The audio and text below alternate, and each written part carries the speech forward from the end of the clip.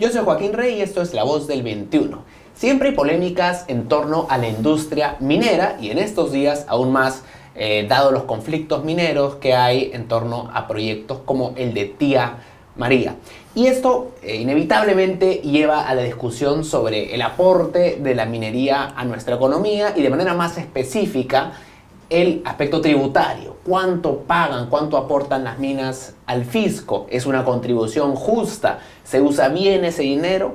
Hay varias preguntas que es una discusión no menor y que debe ser analizada con evidencia y con datos, porque muchas veces la discusión no está adecuadamente informada. Y justamente para tener un poco más de información al respecto, hemos invitado el día de hoy a Diego Macera, el gerente general del Instituto Peruano de Economía, que hace unos pocos días ha presentado un estudio sobre la contribución de la contribución fiscal, es decir, de impuestos de la minería. Diego, ¿cómo estás? Hola, ¿qué tal, Joaquín? Gracias por la invitación. Gracias a ti por venir.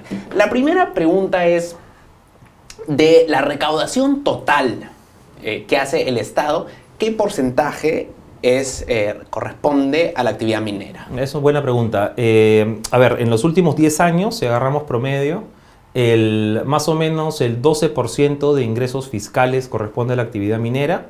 Y si agarras lo que es impuesto a la renta de tercera categoría, o sea, impuesto a la renta de lo que pagan las empresas, todas las empresas, la minería es más o menos 17%, 18% promedio de los últimos 10 años. En el pico, en el momento del superciclo de precios, hace ya unos 10 años, estás hablando, la minería llegó casi a pagar la mitad del impuesto a la renta. En el momento pico, no sé, como te digo, hace unos 10 años, del impuesto a la renta de tercera categoría, o sea, del impuesto que pagan todas las empresas del Perú, la minería fue casi la mitad. Sí. Y ahora, en términos de aporte al PBI, ¿cuál es lo que corresponde? En promedio, los últimos 10 años es como entre 8 y 9%. O sea, es decir, la contribución fiscal porcentual es mayor a la contribución en términos de correcto, producto. Esa es exactamente la manera correcta de evaluarlo, es como, digamos, pensando en cuánta actividad económica contribuye proporcionalmente más que el resto de actividades económicas en promedio. De acuerdo. Y esto es básicamente impuesto a la renta porque entiendo que la minería, dado que la mayoría de producción se exporta, no está sujeta al impuesto general a las ventas. Correcto. O sea, la mayor parte es impuesto a la renta, pero la minería en especial tiene otras cargas adicionales, ¿no? En parte justificada porque lo que se extrae es un recurso, ¿no?, del subsuelo, es un recurso que le pertenece al Estado, ¿no? Entonces, como otras industrias extractivas, está sujeta a regalías. Regalías y ¿Qué es exactamente la regalía? Sí, regalía es el royalty gringo, que básicamente lo que es cuando tú tienes una extracción de un recurso natural, básicamente, que le pertenece al Estado, tú pagas un extra por ese derecho de extraer lo que le pertenece a todos, ¿no? Entonces, a diferencia de si yo estoy produciendo zapatos, ¿no? No sé, compro cuero, compro tela, lo que sea, produzco y vendo, ahí no hay nada de propiedad del Estado. Si yo extraigo recursos naturales, sí tengo un fee extra que pagar, y esto se aplica para minería, se aplica para hidrocarburos, se aplica para pesca, se aplica para forestal, etc. Extractivo en general, yo siempre tengo esta regalía extra. En el caso de la minería tengo la regalía y tengo además unos impuestos adicionales que son el impuesto especial a la minería, el IEM, o en el caso de las empresas que tienen convenio de estabilidad tributaria, el gravamen especial en la minería. De acuerdo. Como dices tú, son diferentes aportes, pero entre el impuesto especial de la minería, impuesto a la renta, regalías. Si tuviéramos que calificar por fuentes, ¿qué es lo más relevante? ¿Es el impuesto a la renta? Generalmente impuesto a la renta, sí. Sí, generalmente es el impuesto a la renta, dependiendo del año un poco también, y de ahí entraría regalías.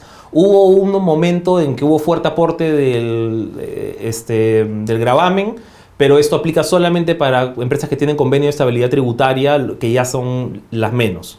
Ahora, la discusión se ha hecho grande con esto, ha habido mucho debate a partir de esta idea de que a la mina se le devuelven ¿no? las devoluciones, correcto. Ya, ¿por qué? Esa es una buena pregunta. ¿Por qué se devuelve el IGB? Ese es creo que el meollo del asunto. Entonces, tienes diferentes caminos de devolución del IGB, digamos. Pero el principal motivo por el cual se le devuelve el IGB a la mina es porque exporta.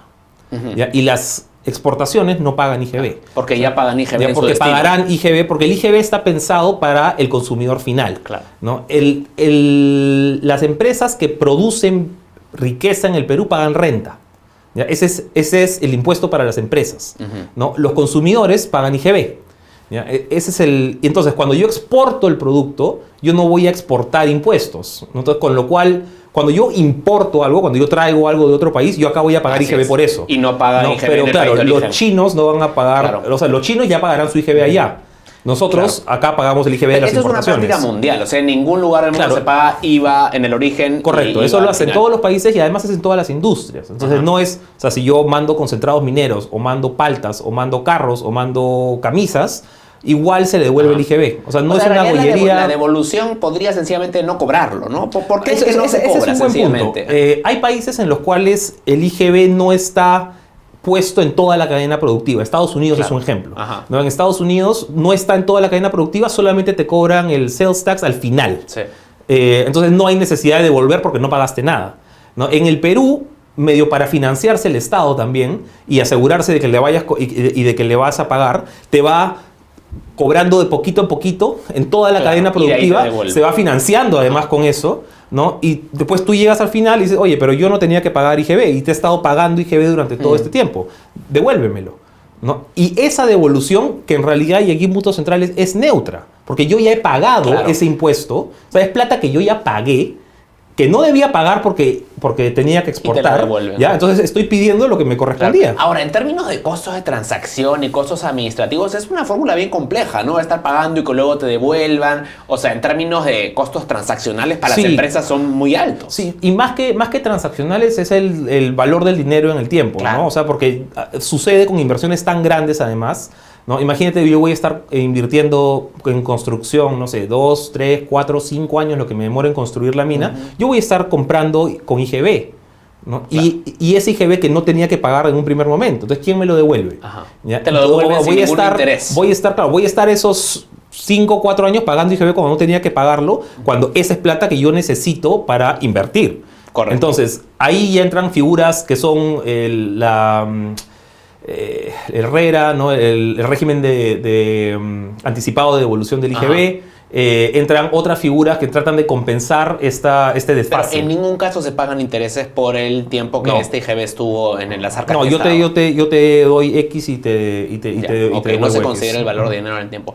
Ahora, la pregunta que suele haber es en términos internacionales, digamos, porque la minería, los precios de la minería se pactan en el mercado internacional, es un commodity, y si uno compara el Perú con otros países mineros, ¿qué tan favorable o desfavorable para la industria es el régimen tributario? Es decir, ¿qué tan caro es hacer minería en Perú respecto a otros países? Ese es un buen punto. En el trabajo que presentamos hace un par de días, justo hicimos una comparación usando una muestra ¿no? Incluimos a Canadá, Ontario, que es la provincia con mayor producción, porque tienen diferentes regímenes por provincia. ¿No? Ontario, incluimos Chile, México, Australia y Perú. ¿Ya? Y en este ranking usando diferentes supuestos, un margen operativo de 30%, precios en tal lugar, etc. El Perú era un poquito más barato que México, ¿ya? Y un poco más caro que Chile y Australia, y era significativamente más caro que Canadá. O sea, digamos, en el promedio de nuestra muestra, o sea, la contribución total, la carga total que le pones a la minería era un poco más alta que en el resto de países. Si tuviéramos que hablar de porcentajes, la carga total sobre las ganancias, ¿cuánto es en porcentaje? Como digo, depende un poquito de tu margen operativo, de precios, pero puedes estar hablando tranquilamente de 45, 47%. Sobre tu renta neta. Y por ejemplo en Canadá. ¿Ya? Canadá era más parecido como 35. Ajá, o sea, es considerable. Sí, Canadá era significativamente más bajo. El resto de países estaba más o menos por ahí en realidad. De acuerdo. Ahora, digamos, bajo el entendido de que en realidad no es que sea extraordinariamente alta, digamos, baja como se argumenta, ¿no? Porque hay gente que argumenta que es baja, no es baja. Bajo el entendido que no es baja, sí hay una preocupación sobre la manera en que esos recursos aportan al desarrollo, Yo ¿no? creo que ahí está la discusión. Y la verdad es que, claro, uno tiene situaciones, por ejemplo, Cajamarca, que es una región minera por excelencia, donde está Yanacocha, está La Zanja, está Goldfields, operaciones importantes. Sin embargo, es hoy la región más pobre del Perú, ¿no? ¿Cómo explicar esa paradoja? Yo creo que aquí es fundamental distinguir cuáles son los roles del Estado y cuáles son los roles de las empresas, ¿no? Las empresas funcionan para producir riqueza, ¿no? Entre las personas que invierten, entre las personas que trabajan, los encadenamientos productivos que puede generar una minera o una panadería, lo que quieras.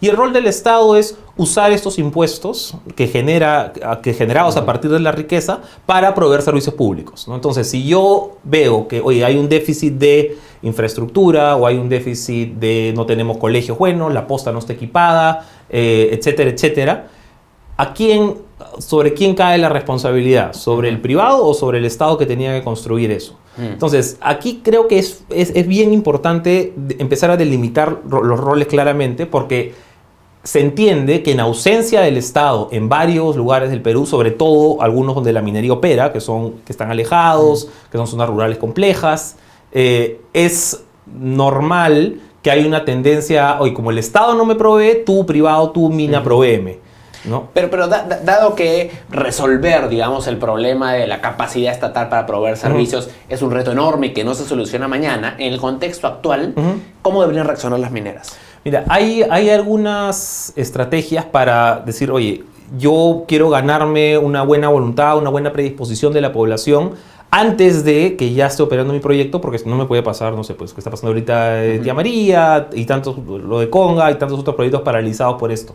Entonces tienes, por ejemplo, una alternativa de fondo de adelanto social, ¿no? Entonces yo voy a pagar por adelantado, si quieres, parte de mi inversión y de ahí lo puedo descontar de impuestos para obras de saneamiento, para construir una represa, para actividades productivas, antes de empezar a producir, ¿no? De hecho, el esquema de Quellaveco era un poco así, ¿no? O sea, Quellaveco tenía un fondo bastante grande de plata para invertir como 300 millones, para invertir antes de empezar a operar, justamente para generar estos encadenamientos tempranos, buena voluntad de parte de la población y ahorrarte problemas futuros. Pero no ha sido el caso en todas las operaciones, ¿no? Por ejemplo, en el caso de Tía María, a pesar de todo el tiempo que tiene la operación en el Valle del Tambo, no ha llegado a crear esas condiciones por diferentes herramientas como las que han habido en Quellaveco. O sea, todavía no ha habido operación en Tía María en realidad, o sea, todavía no ha habido ningún movimiento. El tema es emparejar los tiempos en los que, oye, yo voy a empezar a operar y voy a empezar a producir recursos de acá a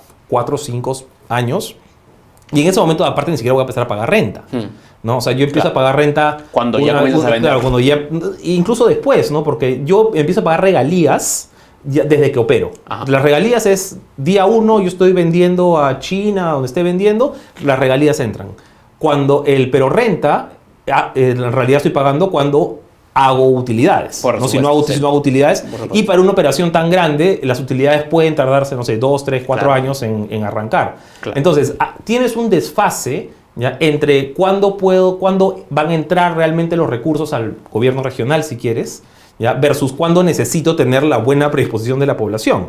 Entonces, adelantarnos a esto es parte del camino que no solamente las mineras tienen que explorar, sino también que el Estado tiene que dar las condiciones. Ahora, hay un tema importante que es el del canon, que entiendo es el 50% del impuesto a la renta. Es 50% de la renta. Que esto va a los gobiernos regionales y gobiernos locales de las áreas de influencia. Desde tu punto de vista, ¿tener una figura como el canon es deseable o sería mejor que todo vaya al gobierno central, habida cuenta de que a veces los gobiernos subnacionales no tienen las capacidades para usar esos recursos? Yo creo que la manera en que está planteado, el canon como idea no es mala, la manera en que está planteado creo que se puede mejorar. Creo que podríamos estar hablando de quizá de alguna parte que sea un fondo concursable, si quieren, ¿no? Para ver cuál gobierno regional o cuál provincia de la zona tiene una mejor estrategia de inversión para tal o cual monto. Y más importante, creo, o sea, aquí lo fundamental es que no importa tanto que parte del Estado provea la infraestructura o el servicio. O sea, si lo hace el gobierno distrital, o si lo hace el provincial, o si lo hace el gobierno regional, o si lo hace el gobierno central. Lo que importa es que Lo que importa es que le llegue al ciudadano de la manera más eficiente y más barata posible. Entonces, creo que en la manera de que hemos pensado la descentralización, la estamos pensando a veces ya mucho como un fin en sí mismo, ¿no? Y no Correcto. pensando tanto con las capacidades que tiene el Estado en sus diferentes instancias para hacer provisión de servicio a los ciudadanos, que al final es para lo que está. Ajá. ¿No? El Estado está para darle estos servicios públicos al ciudadano, representarlo sí, y en esa parte la descentralización es fundamental, pero en la provisión de servicios públicos que involucra ya manejo de dinero, quien tiene que estar presente y quien tiene que hacerlo es el que mejor pueda hacerlo. A veces será el provincial, a veces será el regional, a veces será el central. O sea, debería haber cierta flexibilidad, porque ahora es una tasa y no importa si estás en Cajamarca o estás en Ancash, es igual. Y además no importa si yo estoy dándole de repente un gobierno, una municipalidad distrital que tiene las competencias y de repente el al costado no tiene las competencias, ¿no? Y hay que trabajar en desarrollar competencias con ellos. Mientras se desarrollan las competencias, pues ¿cómo va a ejecutar un presupuesto de 80 millones de soles? O sea, lo de Chalhuahuacho en Bambas es... O sea, has tenido un presupuesto que se ha multiplicado por, no sé, 20, 30, 40 veces y las competencias de la municipalidad probablemente sigan siendo muy similares. De acuerdo. Finalmente, mucho se habla del problema de la propiedad del suelo cuando se inician nuevos proyectos mineros y siempre están las voces que dicen que sería mejor pasar a un régimen más parecido al que existe en Norteamérica, donde el dueño de la superficie también es dueño de lo que está en el subsuelo. En Perú, lo que está en el subsuelo es del Estado. ¿Tú crees que un cambio hacia un régimen más a lo gringo sería favorable? A mí me parece muy razonable esa salida. O sea, me parece en el papel... Me parecería un poco lo lógico, manteniendo si quieres un royalty para el Estado, eso no hay problema, pero sí me preocupa un poco la viabilidad que pueda tener eso dado los regímenes de propiedad que tenemos en el Perú y dadas las carencias que hay también en este país. Me parece que hacerlo práctico y vender, como ha estado sugiriendo el señor De Soto, ir a vender estos papeles pues a Canadá. La verdad que yo no lo veo muy implementable, digamos. Sí, muy aplicable. En el papel me parece que suena muy bien. Solo para terminar, el MEF ha revisado su pronóstico de crecimiento a la baja, estamos en 3%, sin embargo, hay del sector privado, muchos predicen que este va a ser en realidad más cercano al 2.5. Desde el IPE, ¿cuál creen ustedes que va a ser la cifra final? Nosotros tenemos ahorita un 2.5 en proyección que hemos ajustado post mensaje de 28 de julio. Y con sesgo a la baja también. O sea, digamos, si el año termina en 2.3, en realidad no sería sorprendente. Ahora, recordemos qué significa eso. O sea, en 2.5 fue lo que crecimos en el 2017 y ese fue el año en que pobreza subió, los empleos que se crearon fueron muy pocos, etcétera, etcétera. O sea, 2.5 para una economía como el Perú es sumamente insuficiente. A pesar de que se quiera vender que estamos bien en la región, ¿no? Que mira a Argentina, no mira a Brasil, pero... ¿Cuál es ese umbral en el cual ya la pobreza podría incrementar? Mira, es difícil porque depende de cómo sea tu crecimiento. Claro, o sea, si es consumo privado, si es exportaciones, va a ser un poco distinto, pero digamos que bajar de 3 ya es un tema de preocupación para nosotros. De una economía como la nuestra, para ponerlo en contexto, cuando tenías a Chile, Panamá, Polonia, Hungría, que eran tan ricos como nosotros tenemos más o menos 12, 13 mil dólares por persona, 12 mil dólares por persona en paridad de poder de compra. Cuando estos países tenían nuestro nivel de riqueza, estaban creciendo a tasas de 5 o 6%. Claro. Y en el caso del Perú los fundamentos son buenos, ¿no? Claro, entonces nosotros deberíamos poder estar creciendo a esas tasas. O sea, ya puedes crecer poco, ya puedes crecer 2%, 3% cuando ya tienes pues 25 mil dólares por persona. Entonces ahí si eres Chile, bacán, crece 3%, no hay problema. Si eres Japón, crece al 1,5%, perfecto. ¿No? Pero Perú, siendo todavía un país relativamente pobre, debería estar creciendo al 5 o 6% y este año vamos a crecer menos que el mundo. De acuerdo. Diego, te agradezco mucho, ha sido muy claro. Encantado. Muchas gracias. Diego Macera, gerente general del Instituto Peruano de Economía en Perú 21 Televisión. Sigan atentos a nuestra programación. Con permiso.